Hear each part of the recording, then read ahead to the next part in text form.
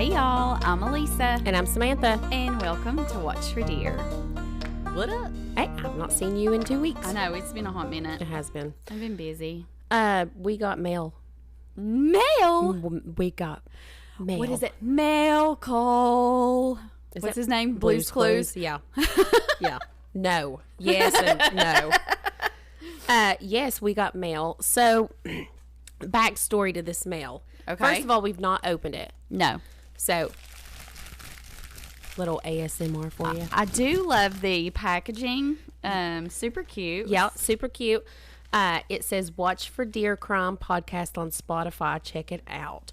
And so this is from our friend Cassie, who lives in Tennessee. Oh, Cassie, Cruise Cassie. And I believe it's from her son. So several Okay. episodes back, we did an episode, and I was talking about my good friend Adam, and he is an ATF agent. Yes. And I called him a U.S. Marshal. So I get a message. I think I get a message from him. He was like, "Love it, Sammy," you know, all the talk and blah, blah, blah, whatever he said. And he was like, "But I am not this. I'm not a U.S. Marshal." So on the next episode after that, I, was like, "I'm so sorry. He's not a U.S. Marshal. He's an ATF agent." And then Cassie messaged me, and she's like, her son is a U.S. Marshal. That's cool. So Adam sent me all kinds of ATF agent stuff. Or not me, us. He sent a calendar, a koozie, a sticker. Like, it's been a while ago, maybe a notepad. Like it was. Yeah, he sent it was to a goodie me. package. Yeah. Well, Cassie's son, who's a U.S. Marshal, she told him about it. And he was like, "Hey, there's nothing wrong with U.S. Marshal kind of thing. We're cool too." So he gave his mother this stuff, and she sent it to us. So I believe that's what's in this. Okay. I believe that's what's in this. Okay, so now. let's do it. So I'm all about an ATF Marshal argument and send us gifts. I'm all about what's happening absolutely. Right now. So here's going to be if he ups Adam, you're going to have to get better gifts, Adam. Oh, I mean, 100%. Adam, if You you're cannot listening to let this, the Marshal outdo you. No, and you know the way to our heart. You listen. It's wine. So let's open it up. Here we go. I've already tore a little piece of it. So I do love the package. Because it's child-proof. Oh, and it's got packages inside of it. Hold on. Ooh, you fancy. Oh, here. To my favorite podcast gals. I love it. Hold on. So sweet. Welcome apple cider days. Welcome moonlit nights. Welcome jack-o'-lanterns grinning big and glowing bright. Welcome falling leaves and red and gold. Farewell to green. Welcome harvest haunts and all. Welcome to Halloween. Yeah. Hey, my friends. Sorry for taking so long to get these to you. There's one of each for both of you. Love, your cruise friend, Cassie. I love Cassie. I love her. We met her on a cruise. We've met one time on a cruise. We've met the best people on that cruise. We've been on one cruise, and we have so many friends. It was epic. But I love Cassie. And it was epic. The stuff, listen, the stuff she bakes, I am glad. Listen, I am good Cassie. thing she's in Tennessee. I'm tickled to death that you're in Tennessee because I would weigh 500 pounds with the stuff that she posted last week. It wouldn't be watch for deer. It'd be watch for heifers. It would be no baked cookies no last baked week. cookies. That's what I saw her baking. Okay, so here we go. Okay, we're going to open this one now. All right. Are you all waiting with us here? Drum roll. Drum roll. I can't do a drum roll.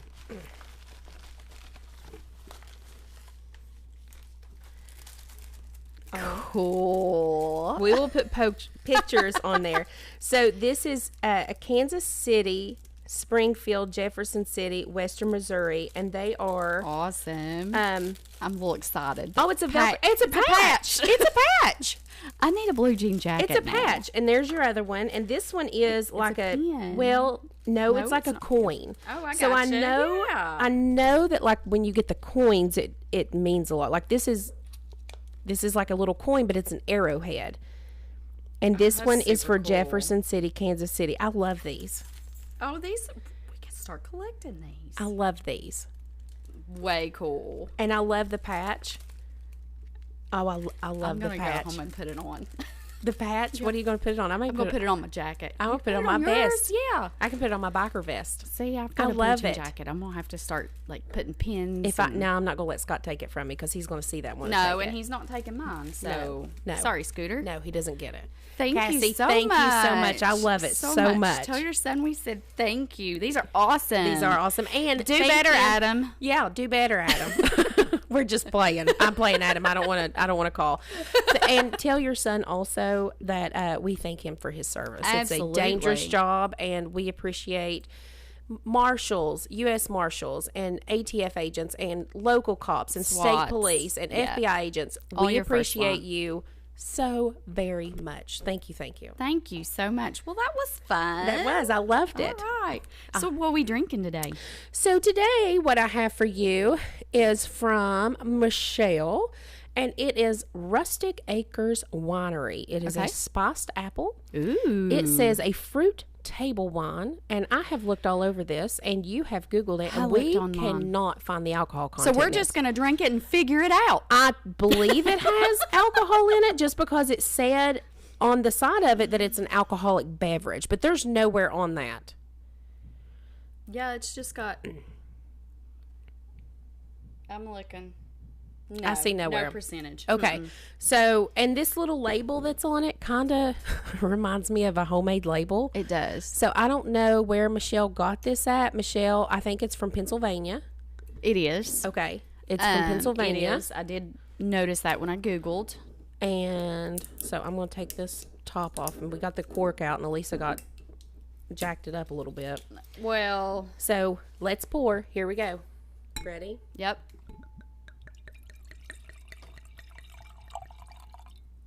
Elisa? There we go. I'm excited about this. I bet it's going to be a good fall wine. Smell it? Ooh. Ooh. Okay, Oh, that that smells smells good, but it stout. smells It smells stout. really stout. I'm going to guess the alcohol content on this is a lot. All right, here we go. Here we go. Cheers. Let's hope we can make it through this episode.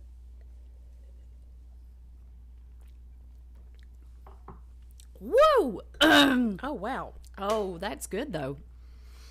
It's not as good as Mel's. It's not as good as that one. This one is a little stouter than Mel's. This almost reminds me more of a moonshine. Do you think so? Mm-hmm. That is awful strong. It's got like I'm telling you, that's a homemade label off a printer. It's hard telling what's in that bottle. Alrighty then. Ooh. You're just looking at it like, ugh. Okay, I like it. I'm going to set that back down. No, I'm gonna drink that. All right. So tell me, what's been going on with you? You went somewhere over the weekend. Where'd you go? I did. Me and Clint went with some friends. We Always went to say Clint and I. Clinton. Don't ever say me first. Me. It's always about Maybe me, though. now it may be But Clinton it's- and me, but it No, may but- be Clinton and But I. it's always about me. Okay. So you're just So saying. me. Okay. It's me. You're grammatically incorrect for selfish reasons. For I'll give it selfish to you. reasons. I'll give it's it to about me. Go me, ahead. me. Yeah, go ahead. Clinton and I, we took a day trip up to Kings Island. And we went to their Halloween haunt. And they have a new attraction this year. If you have not been, it is based off the Conjuring movies. I would rather use sandpaper as toilet paper than to go to Kings Island. I like Kings Island in the fall because it's not super crowded. Now the haunts were, but we No, bought I fast hate it. passes. But let me tell you, I'm going to tell you all right now. The fast pass is supposed to be for the Halloween events. However, it does not include The Conjuring because we had to wait 2 hours in line for that sucker. Is that a ride? Is the Conjuring a ride? It's or an is it a haunted- experience. So they have different shows. They have like scare spots all throughout the park where you walk through and people are hiding and they jump out and try to scare you. That sounds friggin' horrible. But there's lots of fog. It's easy to get a little disoriented. I would have to wear, I kid you not, if people are jumping out of the bushes of they are. I'd have to wear a Kotex. I'd pee all over myself all the time.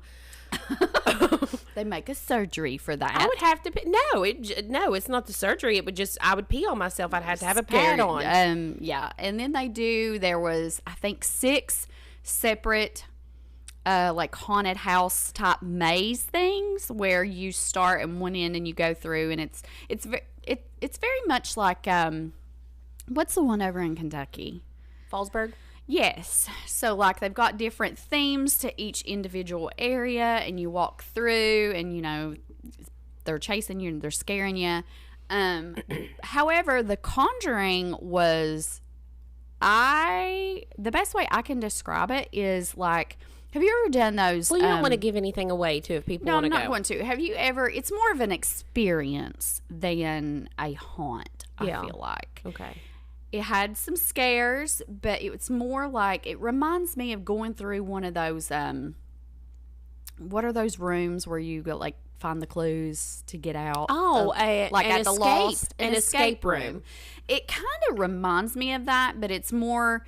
It's more of an experience with, you know, interaction and stuff. But it was really good. It had a good storyline and stuff. It was good. I went to an escape room. I've been one time. Me, who was it? Let me think. It was Bettina, Beach, and myself. We went to I almost said me, Bettina, and Beach, and then I was like, well, I'm not going to say that because I just jumped onto you for it. So, anywho, we went to an escape room. We went to the Lost in Huntington. It was super fun. We made like a girls trip out of it. We went painting. We went to dinner. We got wine. Anyways, we went to the escape room. And I'd never done it before. And it's very, very, very hard. And I thought the doors inside, it's a tiny room. It is tiny. It's like maybe a little bit bigger than a closet. Mm-hmm. It's the size of my bathroom. So, I mean, it's a small room that's got all kinds of stuff. But there's 2 doors in there. Yeah. Inside the escape room. And there's things hanging on the doors. Like one was like a puzzle, and the other, I don't know what the other one was. And you have this clock, and my anxiety was through the roof anyways because... I don't like being timed. Well, we were being timed. I don't like being timed. And when Beach or Bettina one figured out the clue on the door, I thought it was just for like the puzzle pieces that you put together to figure it out. The door opened. I was shocked. I thought that was a broom closet. I did not know that we were like trying to, like escape. Physically get out of the room? I know it's escape room, people, right? But I didn't know that you could escape through a different door. I legit thought like if you opened those doors, there was going to be like brooms and mops back there. So when the doors open, like there's a whole other room back there. Yes. We had 5 minutes left when we got that. I just looked at it. We just sat down. It was it was fun. We had fun and we laughed and everything, but... I was not a fan of being a loser, and I was such a loser. The only one I've been to was one in Lexington, and it was really cool, really fun, but we did not make it out, and I'm not even going to go into details about this trip because it makes me frustrated, because make sure you go with people who are going to pay attention and people who are not intoxicated, and make sure that they can think. So you mentioned Lexington. I didn't know if you saw it or not, but topping off the glass again, are you? I like the wine. I don't like it at all. At all. I like it. Mm-mm. It's sweet. It's stout. It's right up my alley. No, I don't like it. Anyways, you mentioned Lexington. There is a, Spirit Halloween. Mm-hmm. There's a Spirit Christmas coming to Lexington, and I'm so pumped about that. Why can't it come to Barbersville? Well, probably because they're just rolling them out. Oh. Because there wasn't that many last year, and they're putting out more this year. Yeah, Spirit, Oh. It's a new concept. So Spirit of Christmas, and I guess it's a humongous Christmas store. I mean, it sounds amazing. It sounds amazing. So I love the Burr months. Like I said, September is just pre-October. I'm a Burr month girl. It's so hot outside, though. I know. But, on the way home today, I was thinking, better. I was like, I hate this 83, 84 degree weather. Like I stand outside on the playground with the kids and I'm burning up. Right. But then I thought, I won't be like this in February. January and February because I get such bad seasonal depression. Bad. I don't like it either. I'm good in the spring, summer, fall, but you give me winter and my vitamin D tanks and my anxiety goes up. And if it snows like it did last year, I just don't. I'm just not ready I'm just for it. not. I need to be able to be outside and sit on my porch, and it's just not. I wish I could keep it fall all year round. Like if I could keep it fall all year round, I would be a happy girl. Mine's spring when everything starts blooming. Oh, so I look outside and I see my Easter lilies, and I do love Easter lilies. love them so much. All right, what do you got for me today? So I do have a doozy. If you're not going to drink that wine, you're going to need something else to drink because you're going to need something to help you get through this story. I don't understand why you do such horrible stories. It's not. I can't. This is a whole different level of horrible. So yay. So this one was actually I can't drink that don't wine. Don't drink it. It's horrible. This was actually requested. God, that is awful, Lisa. On TikTok by one of our TikTok followers. I'm gonna take another drink. Okay. Well, I mean, I have another bottle here that I think is fantastic, and I just had like a glass left in it, so I'll drink that with you. Go ahead and tell us what that is. So this is the wine or the Y. I don't know that word on the end of it. It's YSEMEL. I would think Semel. Senel? I would think Senel. Senel? The Y Senel, but I don't know. It's unwooded Chardonnay. I love a good Chardonnay. It is a South Australian wine. I bought this myself. It is delicious. It is 12.5 alcohol, but there's just a little bit left in the bottle, and I love it. That smells like shit. No, it's delicious. It's like wine should taste. Scott said it's awful. It's bitter, but it's delicious. And it's in a more. I wouldn't say it's a super expensive wine, but usually the wines that we try here, we either purchase them ourselves and they're pretty cheap, or somebody sends them to us, or it's a gift. Most people send us wine as gifts. Yeah. Thank you for that. Thank you for that. So if there's a wine that you love and you want to gift us, reach out to us and we will totally do a wine tasting with your wine of choice. We will meet you at the Walmart parking lot. Yeah. But I paid $25 for this bottle. When I told you that, you were like, ooh, fancy. It's just, it's a good wine. That's fancy. I just bought some wine at Aldi's for $4. Listen. Aldi wine. The pineapple wine that we tried. Don't sleep on that pineapple Aldi wine. I got me one of those, and then I picked us up two different wines. One's a Chardonnay. Don't sleep on the Aldi wine. I'm telling you, do not. It is delicious. But I have them, and I didn't bring them, so. I drank so much pineapple wine with my friend Michelle one year. It's been like 4 or 5 years ago. It was just me and her there. I don't know what we were doing, decorating her house for Christmas, wrapping presents or something. We got into the pineapple wine, and it started a tradition for us. We've done it every day or every year now.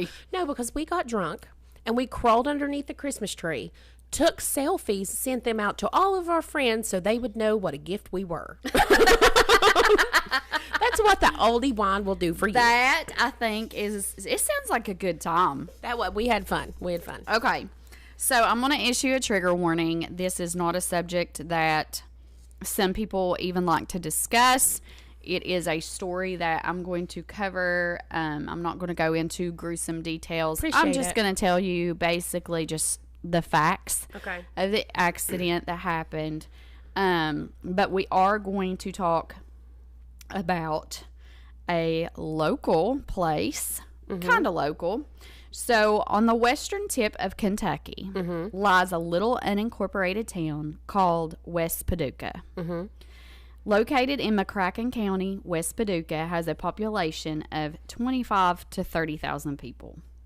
Located right along the Bible Belt along the Ohio River, it sits just south of Illinois. Not much really happens in smaller towns like these. Usually, things are quiet. You know, that small town vibe.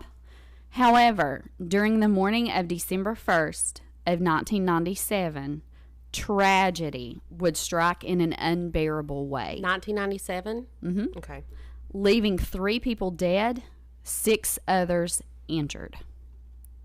So we're going to talk about the man behind the misery first, okay? So Michael Adam Carneal was born June 1st of 1983 to parents John Adam and Ann Adam Carneal. Michael was 14 years old when he would walk into Heath High School and open fire on his friends and his classmates. But why? What caused this young adult to commit such a horrendous act of violence? Missy Jenkins recalls being in class with Michael.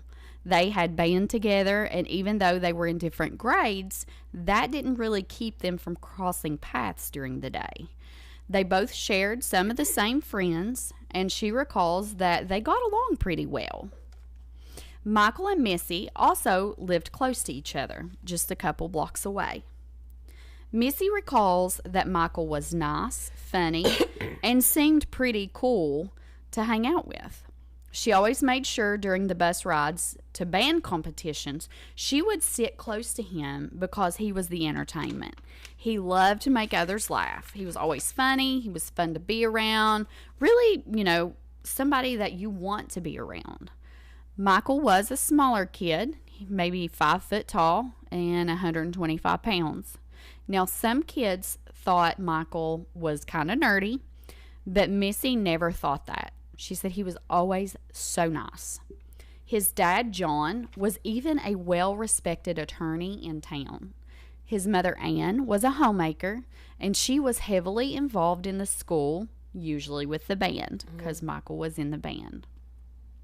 The family attended the St. Paul Lutheran Church, and after the shooting, many tried to claim that Michael was actually an atheist. But his minister squashed those rumors rather quickly and assured the media that he had known that family for 3 decades, and he had even baptized Michael as a baby. Michael seemed like your ordinary 14-year-old boy. He usually wore jeans and tees, and while some of the people he hung out with dressed more what we like to call the emo, the goth, if you will, Missy recalls some of the older band members had picked on Michael, but he seemed to take it well. He just kind of brushed it off. He acted like it didn't bother him too much. He was bullied and made fun of, but he also done the same thing back to get a laugh out of people. So there's a fine line between joking around and being an ass. Maybe that was how he tried to cope, was just kind of, to deflect. Michael had never seemed mentally ill or insane, as he claimed he was after the shooting. So, if this isn't your thing, let's stop it right here, because we're going to get into the actual shooting. And I'm not going to go into a bunch of major details, because this is absolutely awful. I did pull a lot of my content for this episode from the book by Missy Jenkins and William Croyle, I Choose to Be Happy, A School Shooting Survivor's Triumph Over Tragedy. Now, Missy recalls around 7:40 a.m. on December 1st of 1997, Michael Carneal, who was 14 at the time, walked through the back door of their high school carrying a blanket full of guns, and he was wearing an olive-colored book bag. This book bag, authorities later would find full of ammunition. He casually makes his way to the front of the school. I think most of schools, or at least what we know them as, is the commons area. He lays this blanket of guns down. He retrieves a .22 caliber semi-automatic pistol from his book bag, and he opens fire. Missy witnessed 14-year-old Nicole Hadley, who was also one of Michael's friends, drop to the floor. He had hit her in the head. She was the first one to be hit and would later pass away that night. She was only standing a few feet from him when he fired. Next, Missy recalls a brilliant and sweet 17-year-old senior by the name of Jessica James scurrying around and trying to help the others. Now, I want to note, after the chaos was contained and Michael had actually laid his gun down and was escorted to a separate room, Jessica, after all of this chaos happened, Jessica then dropped to the ground and went into convulsions. But we'll get back to her in just a minute. Now, he had hit her in the shoulder and pierced a main artery. She would later die that morning in surgery. So in the rush and the adrenaline of everything, he hits her. She's bleeding out internally and doesn't know. And while she is dying, she is scrambling around trying to help her friends. Mm-hmm. It's absolutely awful. Mm-hmm. Now, sophomore Casey Stager was only 15, and she dreamed of becoming a cop. She was one of Missy's friends. Casey appeared to have been shot in the back as she ran away from Michael and the chaos that had ensued. Just one more step, and she would have been shielded by a cinder block pillar. The bullet struck her in the back of the head, and she would be the last one of Michael's fatalities. Now, at this point, he's killed 3 of his classmates.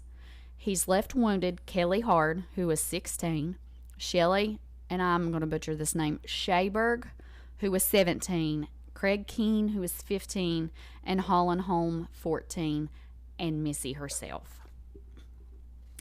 Missy lay on her back, unable to move on the cold, hard, tiled floor of the commons area. Chaos ensued as students screamed and ran down the halls towards the gym, towards safety. Several teachers bravely fought their way against the crowd, heading towards the chaos like heroes, like all you badass teachers are, heroes. Desperate to get to their kids and trying to reach those students who had been shot.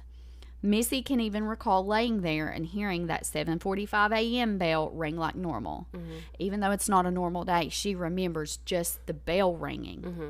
And she was like, it was just, we were supposed to go to class. We were supposed to go to civics. Mm-hmm. This day had been anything but normal.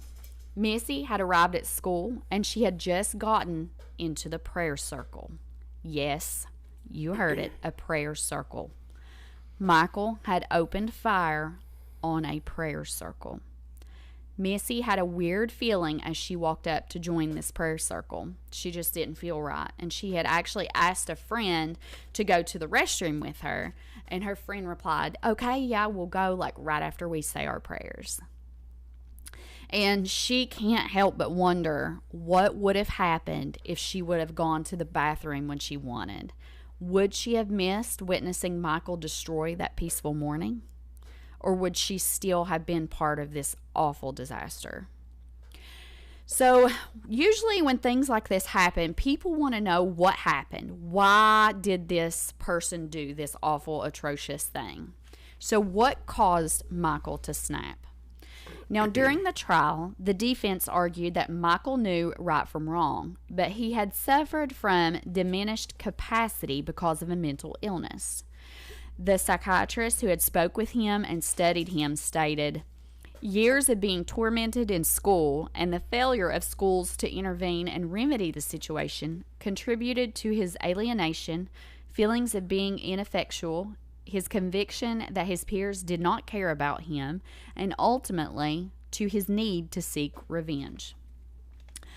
Michael had told that psychiatrist about several instances when he was bullied in 8th grade at Heath Middle School, and then again in 9th grade at Heath High. These scenarios included being called a nerd, made fun of for the clothes and the glasses that he wore. He was spit on frequently by a couple of boys. There was also a gossip column in the Heath Middle School newspaper that had implied he was gay. Being put through hazing rituals when he joined the band, such as having his head rubbed until it bled, having a science experiment ruined by another student on purpose, forcing him to do it over, and having his food stolen by a boy in the cafeteria who then challenged Michael to a fight. And then that boy's friends laughed at Michael when he backed down and wouldn't fight the bully. So I want to pull out right here. This is absolutely unacceptable. There was a column, a gossip column in the middle school newspaper. Where was the oversight? Why was nobody proofreading and looking at this newspaper? I think that back in... Which and it's this 97. Is not, I was going to say, this is not an excuse at all. Right. No. There's no excuse for what happened. This was one of the first shootings. For what happened either there's just no excuse. I have trouble even talking about this because you are literally telling, like, I'm afraid I'm going to start crying. Like, you're talking about my worst nightmare. So, Absolutely.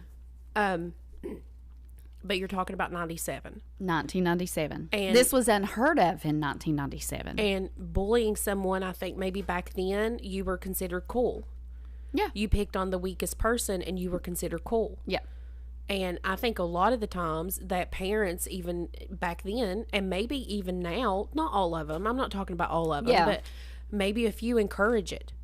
You Well, know, I or think it's maybe like- they don't encourage it. I said that wrong. Maybe they don't encourage it, but maybe they overlook it. They overlook kids it. being kids.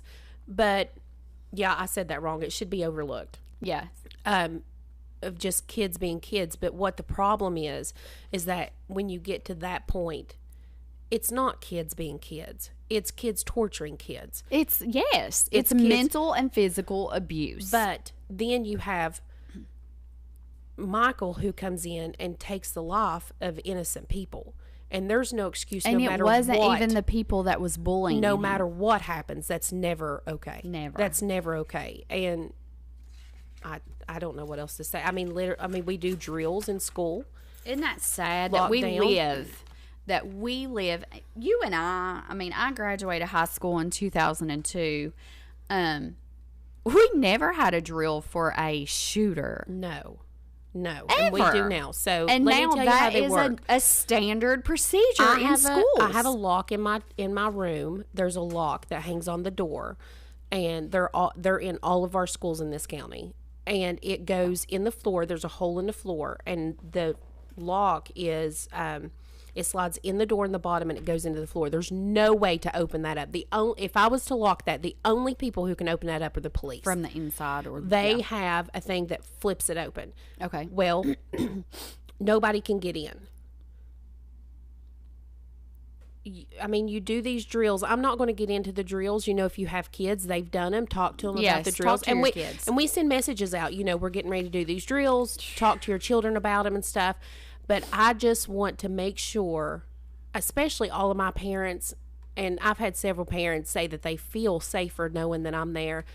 I would lay down my life Absolutely. for any of my kids. I don't know of any them. teacher that wouldn't. And I don't know any that wouldn't. I really don't. I I don't don't know know. that- Just like these bands of teachers, when they heard it, they acted just like our first responders, and they ran towards Yeah. the gunshots. Yeah, you get your children to safety. You don't get paid enough. You get your children to safety, and that is but do I think about that every day?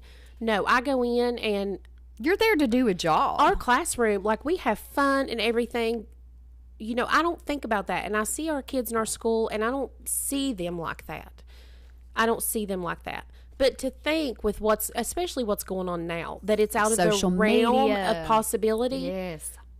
I mean, we don't know. If you'd have asked me 20 years ago, I'd have been like, absolutely not. Yeah. Now you don't know. You have no idea. You don't know. You And have you no can't idea. keep your eyes on everything all the time. And I talk to my kids about how, you know, we talk to each other. And things like this, not serial killers and stuff. I don't like it. Yeah. This scares me. Oh, yeah. It's terrifying. It's It scares me. absolutely. And that's why And I did a trigger warning. It doesn't just scare me but it needs to be talked about, because parents need to realize if you have a child that's going through depression, get them help. Yes. If you There's have no a shame child- in counseling. If you have a child that's being bullied, if you go to administration, they don't do anything, go to the state police. Yes. So I will go ahead and say this on here. I had an incident when one of my kids, I'm not going to say which one, Right. was bullied, and it was videotaped, and then it was airdropped to the whole school. You know who I called first? The state police. Immediately. Absolutely. Immediately. I mean, immediately. Yeah. And I took her out of that school and put her in a different school. Yeah. Immediately. Yep. Yeah. It's unacceptable. It's your job as a parent to make sure that your child is taken care of, and that your child has a good heart. yes. That has a good heart. Not every kid that you see Has been raised. has like been that. raised like you raised They've yours. been raised rough. And they are also very good at manipulation and lying. Yeah. So if your kid says something, of course kids lie. But if your kid said something, don't brush it off. No. Don't brush it off. There isn't anything that I would brush off that my kids would tell me that I would brush off. I take anything that they say. And my kids have come to school, and this has been a couple years back. And one of my kids, I'm not even going to tell you if it's male or female. One of my children come home to me and said, so-and-so had a knife in class the other day. And I said, did you tell somebody? Because that's a no-no. Yeah. You know, just, did he or she see it? I don't know. Mm-hmm. But that's what they told me. Yeah. But I asked the questions and made sure that it was reported. So I've had parents before, in my years and years of teaching, I've had two or three times parents get a hold of me late at night, and where I called the principal and I'm like, hey, they've said this, let's make sure. And you have to follow up with that stuff. Treat everything as a potential threat when it comes. Don't brush it off because you don't know. Because if your kids, if they come home and they say something like that, and you're like, oh, okay, well, in the morning, go to the principal. No, what you need to do, right you call the principal, you send a text message, or you get a hold of the teacher that night. That's the stuff. Listen, I don't want to grade papers and all this stuff in the evening, but if it's something like that, how my kid, they know how to get a hold of me. Yeah. Get a hold of me that night. Yep. That's something we need to know just immediately. Because like this, it needs to be taken care of immediately, because if someone wouldn't, and you'll hear this story, and if things would have been just a little bit different at the end of the story, this all could have maybe been prevented. Yeah. But I'll get to that section. Okay, go ahead. I'll try not to cry. You're fine. Okay. When Michael was questioned by the investigators, they asked him if he had heard voices or he was angry. He said he'd never been angry. He mentioned for a year that him and some friends had talked about bringing guns to school, but it seemed like it was just talk until it wasn't. Mm-hmm. How did Michael obtain these guns? Now, Michael told them he had a friend who lived a couple houses down from him. His father's had guns and ammo, so he knew that his friend's dad had guns and he had ammo. Now, he also knew that his friend's dad kept everything locked up, which is exactly what you're supposed to do, is keep this locked up. Right. One evening after he left his friend's house, he circled back around to the garage. He slipped into an unlocked window, and he knew where his friend's dad kept the key to the safe. I'm not laying blame on anybody, but the only people who know where the combination or the keys are to the safe in our home is our immediate family. Mm-hmm. No one on the outside of my four walls should have my safe at all. Now, so he unlocks the safe, he steals everything, he locks it back, puts the key back, and leaves out the window.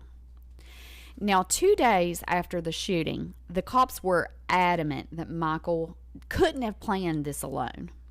There were just too many guns and too much ammo for one person because, again, he had a blanket full of guns and that pistol and the ammo in his backpack.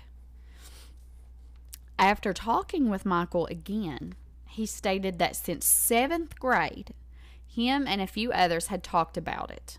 One of his friends were in the gym when the shooting happened. One of these boys that he had told this to was in the gym when this happened. Mm-hmm.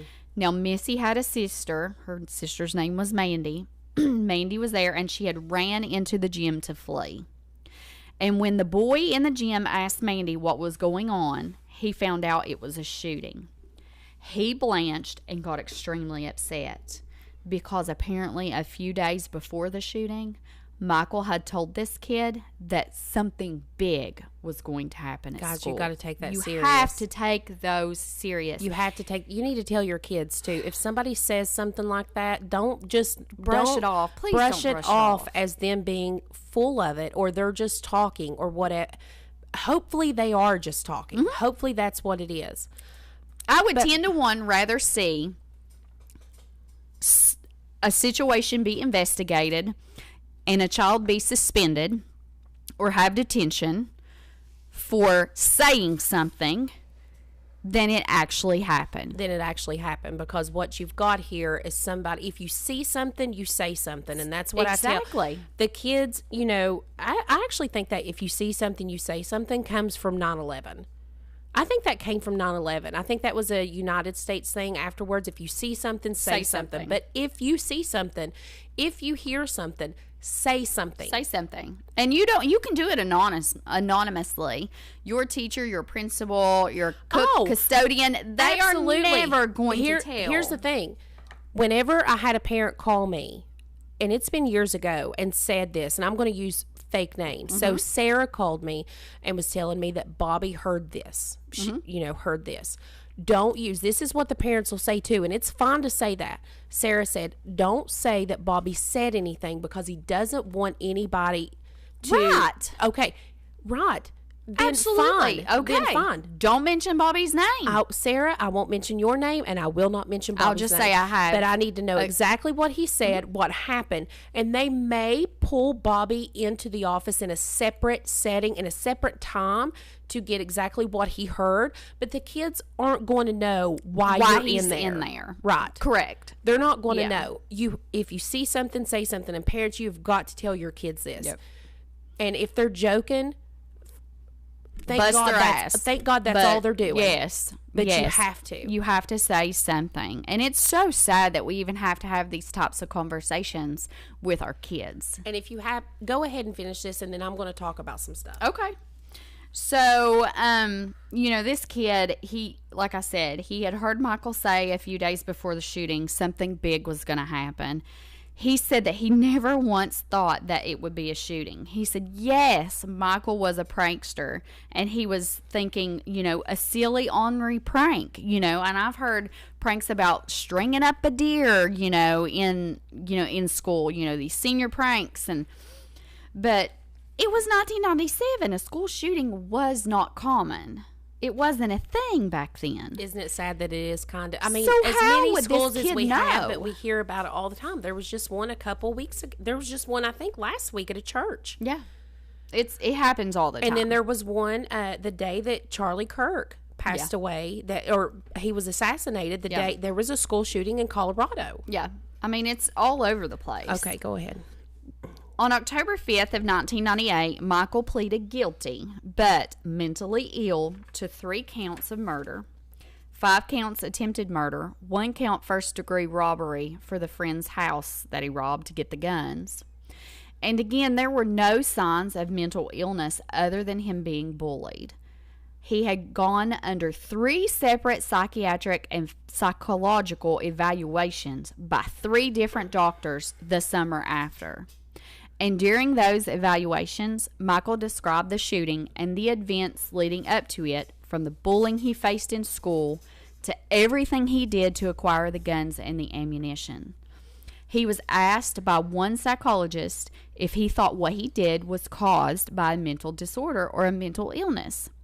Quote, "I don't think there's anything wrong with me," Michael said.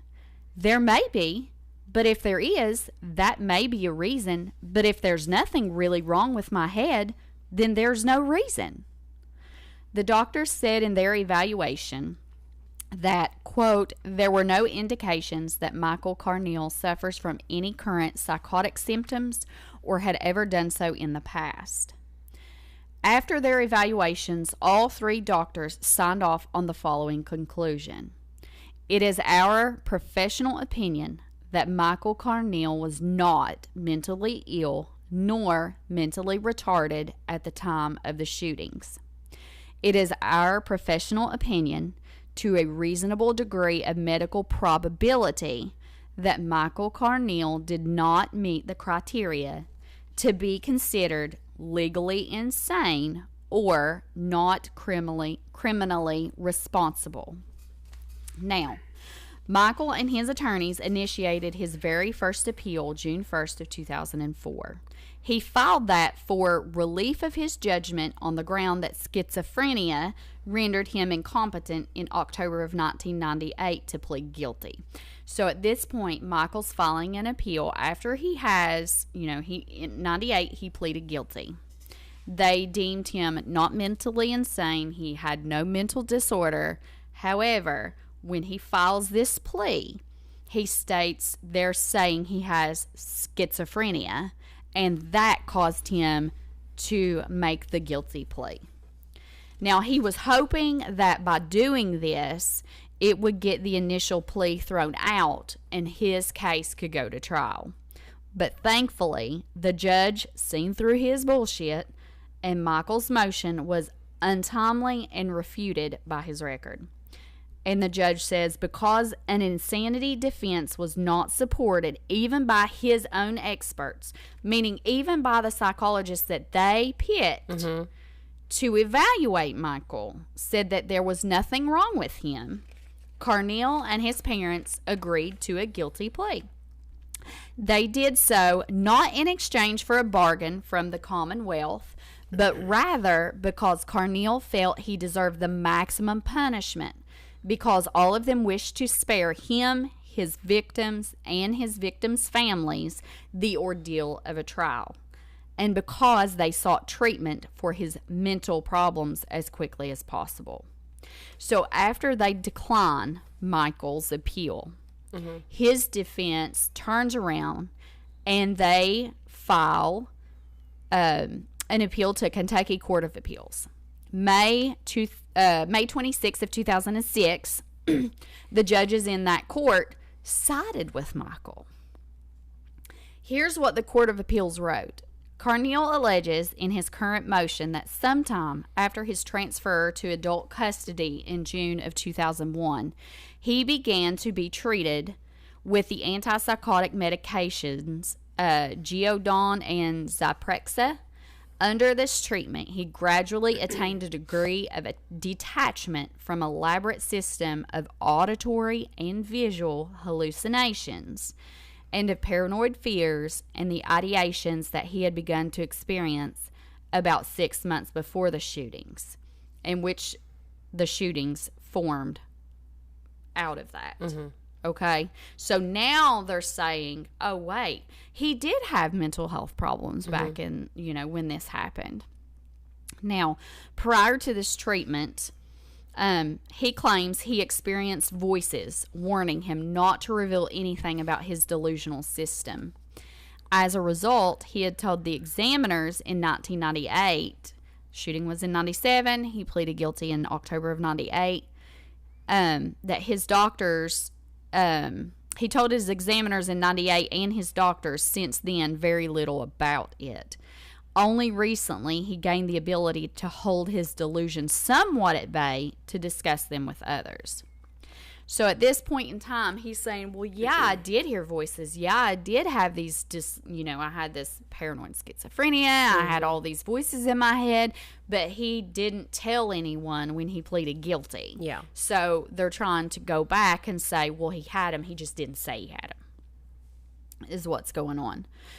He has since been re-examined by doctors Carneal and I'm going to butcher this too, Shetsky, the doctors who evaluated him on his behalf in 1998. So we have 2 of the 3 doctors coming back to reevaluate Michael.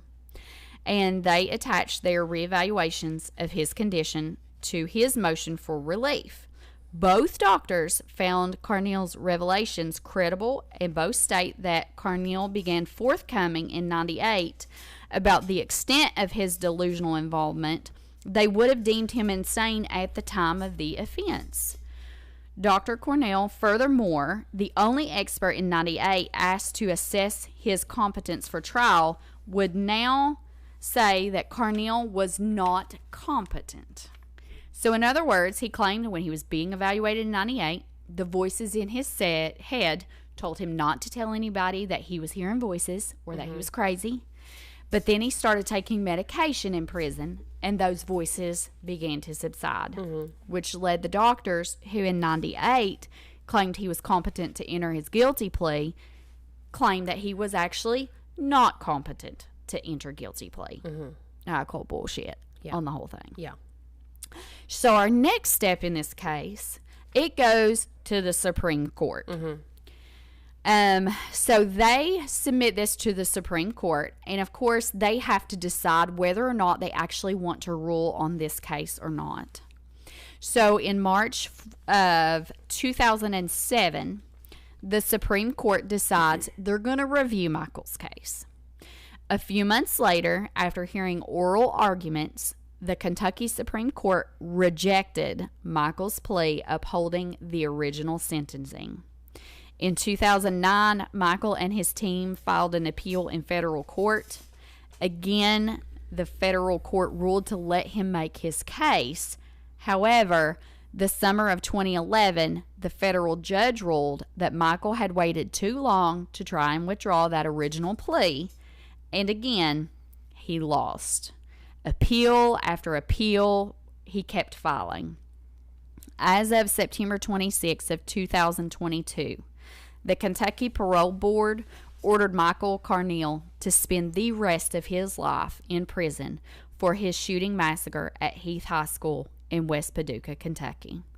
The serve-out ruling means Croyle, who's 39, will never be considered for parole again. Good. All 7 members present voted for his serve-out sentence.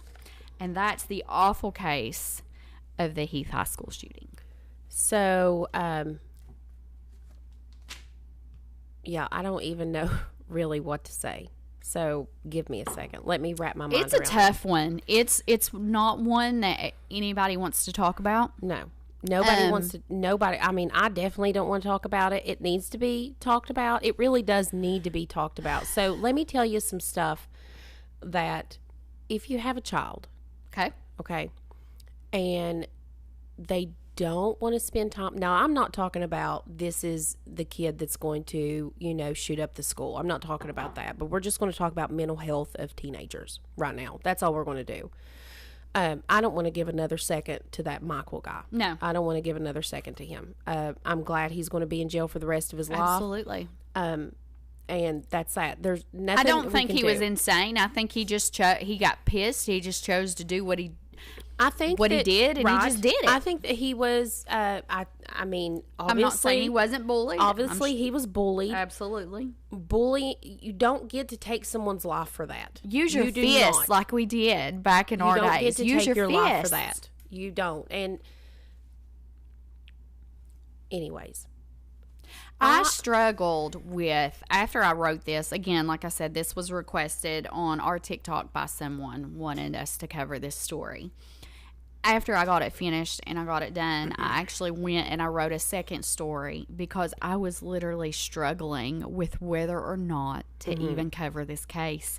Because I don't, and I think as a mom, I don't think any of us, but this is real life. We have to talk about it. Our whole basis of our show is, Elisa, and you know it when we started this, is watch for deer. Yeah. And we were going to talk about stuff in Appalachia and all over the world that to be cautious of. And does most of our stuff revolve around serial killers? Absolutely. I mean, it does. Or true crime. It does. Or this is true ghosties. crime. This is true Ghosts crime. and stuff. And usually we're having, a good time, or I'll end up laughing or something. Or we're making, dark humor jokes. This isn't one of those cases. This is not, no. It's heavy.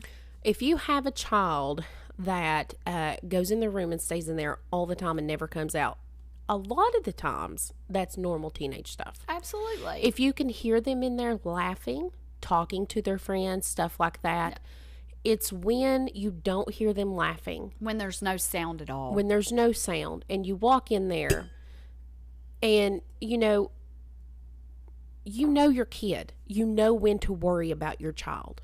You know when to worry about your child. It is okay. It's okay to seek help for your teenage, preteen child. It's okay. Yeah, absolutely. Some things in life are heavy. Yep. And they only get heavier. And kids, and don't write off. Please do not write off your child's feelings, because at 12, 13, 14, 16, 17, don't write those off, because those feelings, they're valid. I have to remember, I'm really bad at this, and I have to remember, my daughter would get upset because the left side of her hair wouldn't curl right, and she would be in tears. Yeah.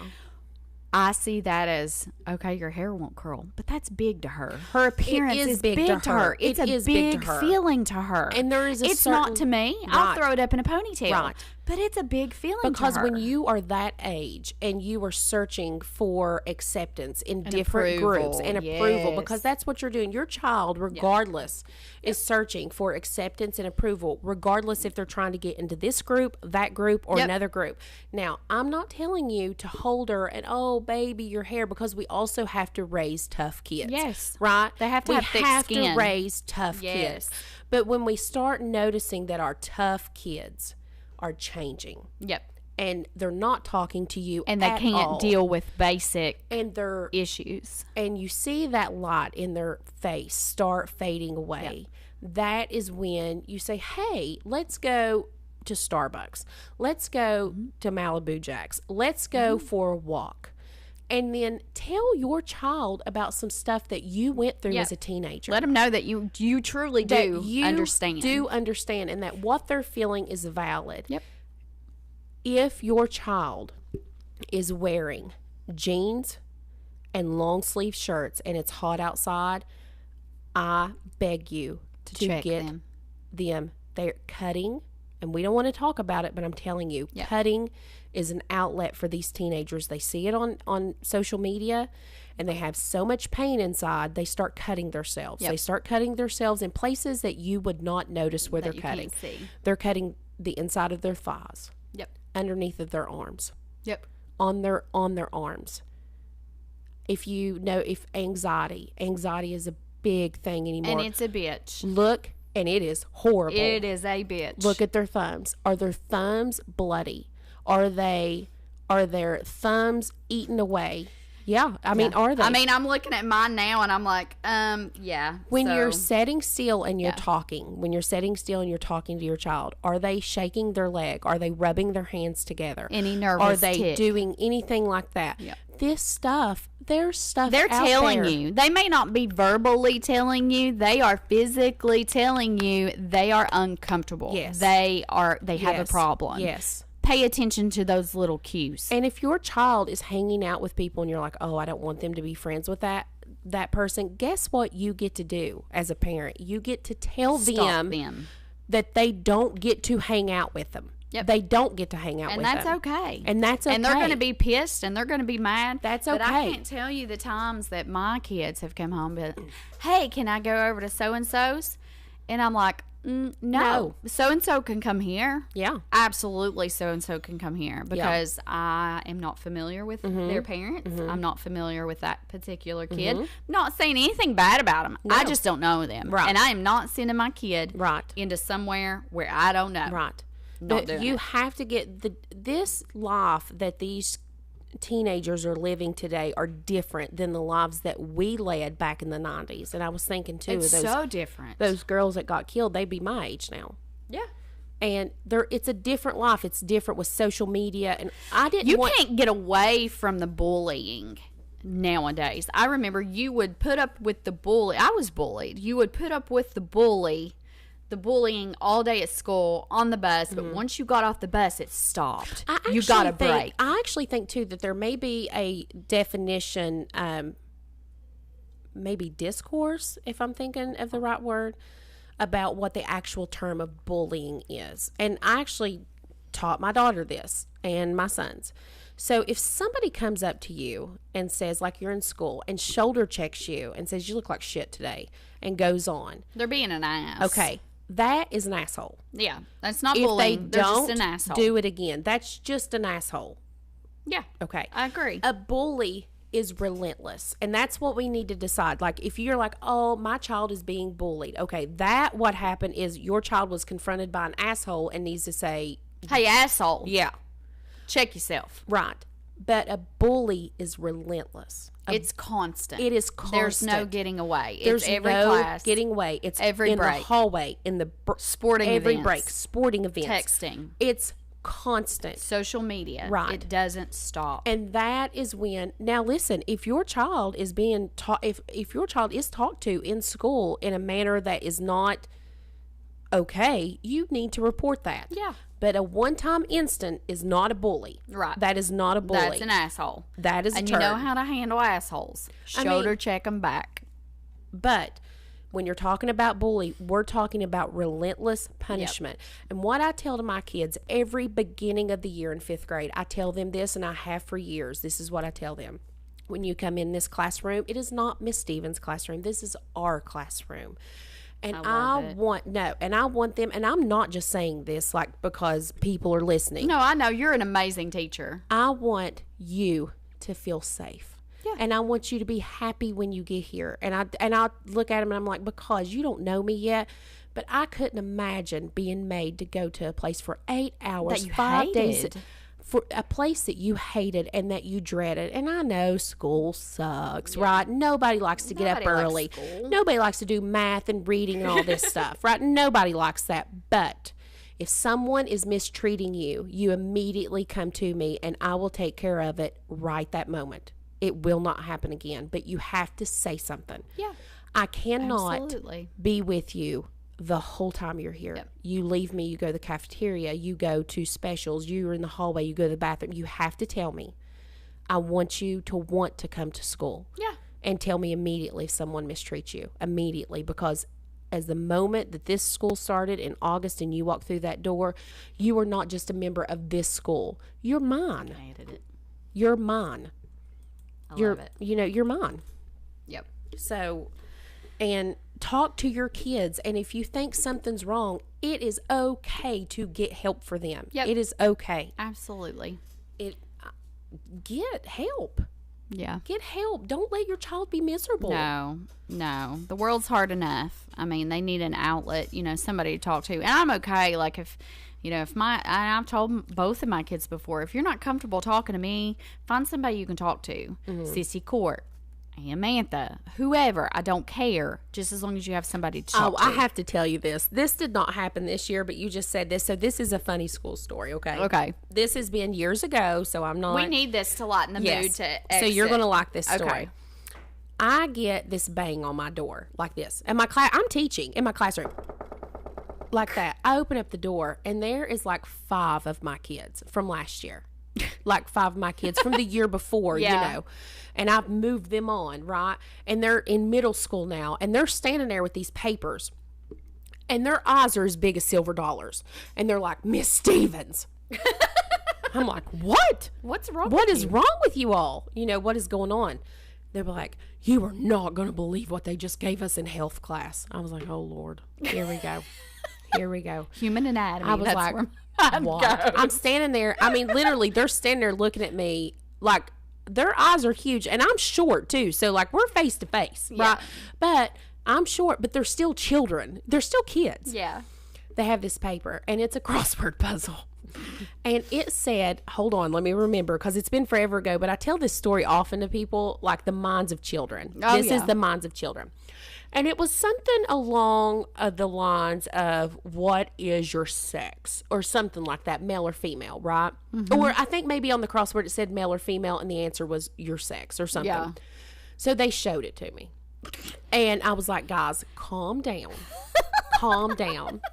So I said, if you go to the doctor, and I look at Bobby, not really Bobby, I always use that word, but if I look at Bobby and I'm like, listen to me, you need to calm down, first of all. That's not a dirty word. If you go to the doctor, and you start filling out papers when you get older, sex you are. It even says it on your license, guys. What sex are you? That's your gender. Yeah. You are male or female. It's gender. It's, that's your sex. It's not dirty. He goes, well, explain this then, and turns it over. And it was like, the reproductive something. I don't know what it, I don't know. I mean, it's been forever ago. And I looked at him. I looked at all 5 of them. And I swear, little Timmy was standing. I'll never forget the look on his face. He is standing by Bobby, and his eyes are huge. I don't think he blinked the whole time. He's waiting for me to answer. He's waiting for me to tell them all the answers to this stuff. And I looked at him. I went, take your paper and talk to your parents. Go talk to your parents. I was like, why are you bringing me this stuff, guys? Go to class. And they were like, well, we can't take it to our parents. We have to turn it in. I'm like, okay, when it's graded, then take it to your parents. Like, I'm not talking about the birds and the bees with y'all in my hallway. I was like, I'm not talking about this with you all in the hallway. This isn't something you need to go to your parents. I told him, I said, I love you so much, and thank you for coming to me for something you were worried about, and always come back to me, but this ain't it. This is not it. This is not it. No. I mean, Elisa, they stood there like they were shook. They were shook. They couldn't even believe it was on, the word sex was on paper. Well, if you guys care, go and rate our podcast on Spotify or wherever you listen to our podcast. If you got a story you want to share with us, or just some sweet comments, or you want to send us some yummy wine, email us at watchfruiterpodcast@gmail.com. Go follow all the socials at watchfruiterpodcast. And remember, when we say watch for deer, we're not just talking about deer. We want you to watch about for deer. everything. We're talking about everything. We want you to be careful. Because we love you. Take care of your family, and we love you. right. We love you. And So, you all stay safe. You all be safe and watch for deer.